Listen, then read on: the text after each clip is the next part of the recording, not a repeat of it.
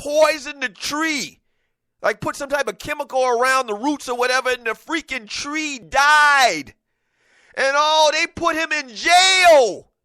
That's how serious it is around here. And you say, man, it ain't that serious. I mean, what? No, they put this dude in jail. They were talking about killing this guy. They took this guy out of circulation for a while because there was so many death threats from Auburn fans that they were going to kill this dude. A stinking ass tree.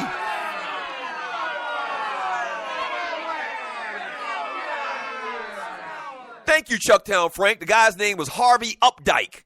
That sounds correct to me.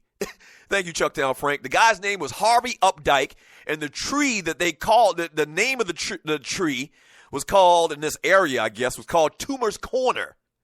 And he poisoned the damn trees. Chucktown Frank is saying it was more than one tree. I thought it was one tree. But he killed the damn tree or trees or whatever, man. This thing was a big story. And you going to allow people that have been drinking all morning, drinking like Pabst Blue Ribbon all morning long to have concealed weapons? Nah, I don't think this is going to turn out good. From Cool Cell, he says, grew up in Columbus, Georgia. I hate Auburn. Go Dogs. From Busa. Then he said, roll damn Tide. Right. Okay. And y'all know I've taken a bunch of hits to the head. And so I'm remembering this story piece by piece. In 2010, yeah, we were still on radio. They hadn't shown us the door yet. So I remember talking about this, at links during the time. This is before the red zone as well, too, I think. Look it up. But, right. So what happened was, the other part of the story, what had happened was the guy, Harvey Updike, that poisoned the trees, and I'm telling this to the benefit of people that aren't from Georgia or aren't from Alabama or aren't from the South or aren't from SEC country, and just trying to give you a snapshot of how insane college football fans are here in this part of the country. So the guy Harvey Updike, this is when Paul Feinbaum, who is now the ESPN college football guy, white dude, bald head, big-ass doomboy ears, he had a popular radio show, and it really focused on Alabama football. And this guy, Harvey Updike, after he poisoned the trees, he called Paul Feinbaum and told him what he did live on air. And the last thing he said when he explained exactly what he did, when he did it, and how he did it, the materials or the chemicals that he used to poison these trees, you can probably find this audio online somewhere. After the last thing that he said, after he told everything about the deed that he did, is he screamed out, "Roll Tide."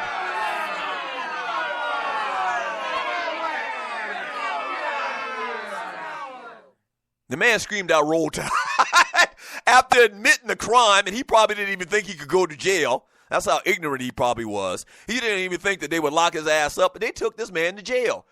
And in confessing this whole thing on live national radio, Paul Feinbaum was big. He was syndicated like all over the country before he got on ESPN. I'm talking about on radio. And this guy called live and admitted and told and bragged about what he had done. And the last thing he said was "Roll Tide." Right. The man said "Roll Tide." He had to get that in there. He had to get that "Roll Tide" in there. Rel Scott, gotta respect this gangster Updike.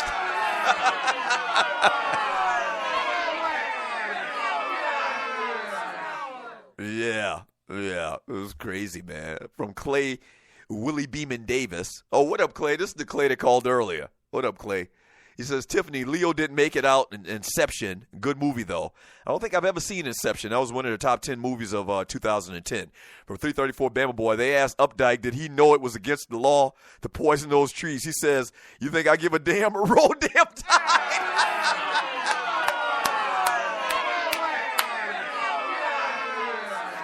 So wait a minute. He said, you think I give a damn? Roll damn Tide. Oh, man. The Alabama people hated. You think America hates Cam Newton? They hated Cam Newton. You know, in the annals of Alabama-Auburn football in the Iron Bowl, I mean, I would guess Alabama's dominated that series. And this particular year, Alabama, they've had a great team ever since Nick Saban's been there. But this particular year, they had Cam Newton. And if you remember that Iron Bowl that year, it's crazy how some things I just totally forget and some things I remember. If you remember the Iron Bowl that year, Alabama was up at halftime by like 30-0. It might not have been 30-0. That might not have been the exact score. But Alabama was up big at halftime, and then Cam Newton in the second half just blew doors and led a comeback, and Auburn won the game and eventually won the national championship. Cam Newton won the Heisman Trophy. But Alabama fans were so pissed off. They were pissed to the highest of pisstivity. Right, you're not going to lose a 30-point lead, and you're listening to the Doug Stewart Show. Let me see if I can find it real quick here. Iron Bowl score. You're listening to the Doug Stewart Show. I remember the score being something like 30-0 at halftime, and you're listening to the Doug Stewart Show. So I got to pull it up right here. I hope this doesn't screw up my damn computer or whatever.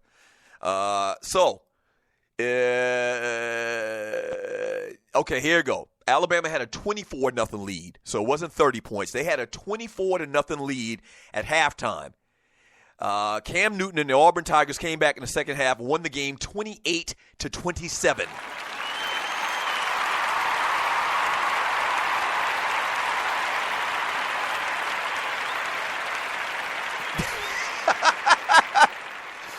Cornelia Small says Cam smiling, cheesing ass Newton. That's what made it worse. Oh, I didn't know you were an Alabama fan, Cornelius. Yeah. Cam did have that snarky little look on his face, that smile he always had back then, and still today. But yeah, Alabama was up in the game 24-0 at halftime, ended up losing 28 to 27. That's almost as bad as them giving up a 28-point lead, a 25-point lead in the Super Bowl. If you're the Falcons. From LD, if Updike was standing before a firing squad, his last words would be, you guessed it, roll damn tide.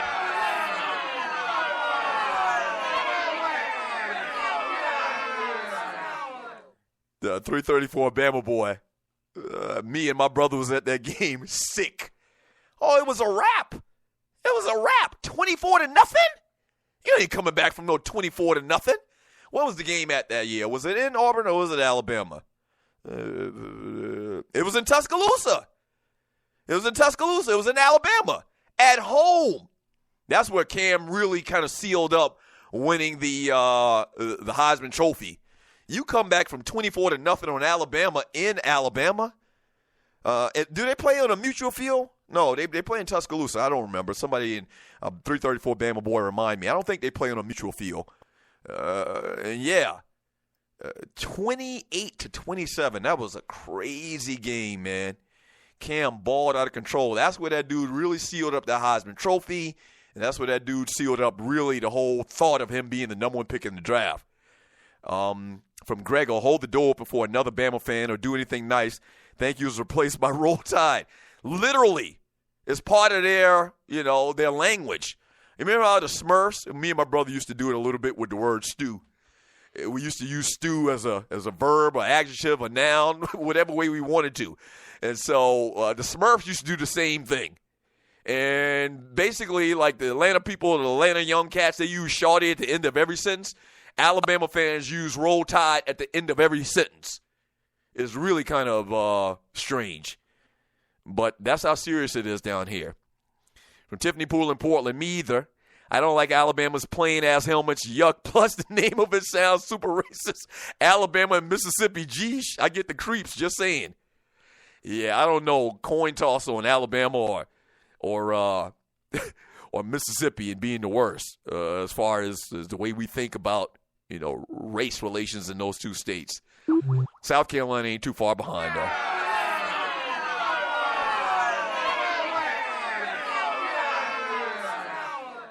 Yeah.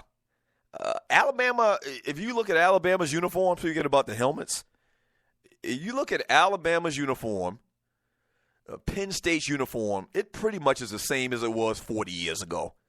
They haven't changed one iota of them uniforms. Plain as hell, but they go out there and they kick much ass. Same thing with the Boston Celtics.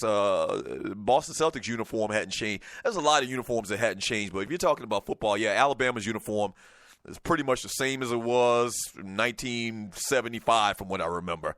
No difference. I guess they don't have time to worry about no darn foolishness as how good a uniform looks. They just going out there to play football. Damn the uniform, they say. From J. Clyde Simpson, he says, Mississippi is the worst. I'm from there and went to college in Alabama. Laugh out loud. Oh, so my man J. Clyde can speak on it. J. Clyde is from Mississippi, attended college in Alabama, and so he could be a good source for which one is worse as far as race-wise. From Corey, Tiffany, if your history is in the South, there's more black people in the South than any part of the country. From 334 Bama Boy, say it again, J. Clyde. Damn. Ooh, that's interesting. That's interesting. I've wondered about that before. Which one is worse? From J. Clyde Census, I think it's the last neutral site Iron Bowl was in 2000. Okay, so it's not neutral. Cool Sale Doug, the Bama-Auburn game was always in Birmingham until 1989. That's why I kind of remembered it being neutral. Right. They played it in Birmingham at Legion Field for the longest time, and then now it's not neutral. They go to each other's stadiums. It's a big time. I've never been to the game.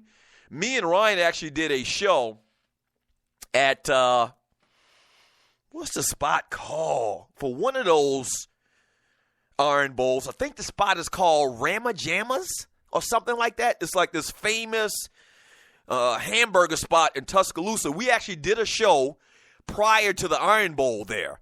And so this place, I think it's called Rama Jammas or something like that.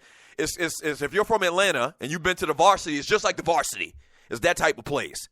You know, where they got people running up to your car and serving you, and, you know, it's quick food, and it's kind of got this old-time Happy Days type feel. Remember on Happy Days, Al had Al's Diner? Was it Al's Diner? I think that's what they called it. But that type of thing, sock hop type restaurant. And this place is legendary. It had pretty good burgers or whatever. And me and Ryan did a show there. And I got to be honest with you, the whole time, man, I felt uncomfortable. Like, everybody that walked in there just gave us the eye, like, how dare you ninjas do a show for Rama Jammas?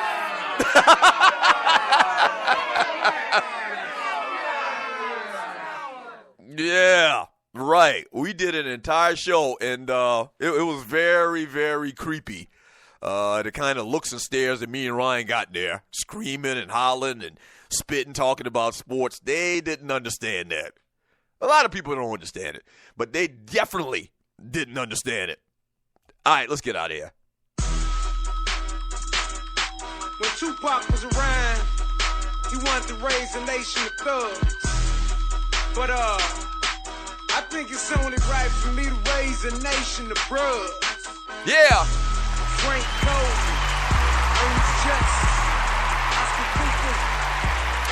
If I had to grade today's show, good conversation, real fun. I give today's show a A+. Yes, sir. Thank you for tuning in to the show, man. Shouts out to my producer, Waterhead Walter, Poe Politicking, Dwayne Vasson, Gerald Oliveri, the engineers, Brandon Butler, the consultant, my man Jerry, the benefactor. Hold on a second. I want you to hear this part of the song. This is my favorite part. Yes, sir.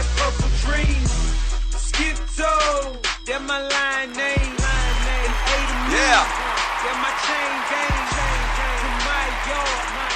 Shouts out to the Stewies, man. Without you, there is no me. Thank you, thank you, thank you. Make sure and tune in later tonight at 9 p.m. Eastern Time. We've got the return of the Kicking It with Kesey show right here on WSME. So no shows today, but make sure you can, if you can, tune in to Kesey tonight. We will be back tomorrow. This show will be back tomorrow. Same Doug Stewart time, same Doug Stewart channel. Y'all be careful in them streets. Peace. Frank Cole. just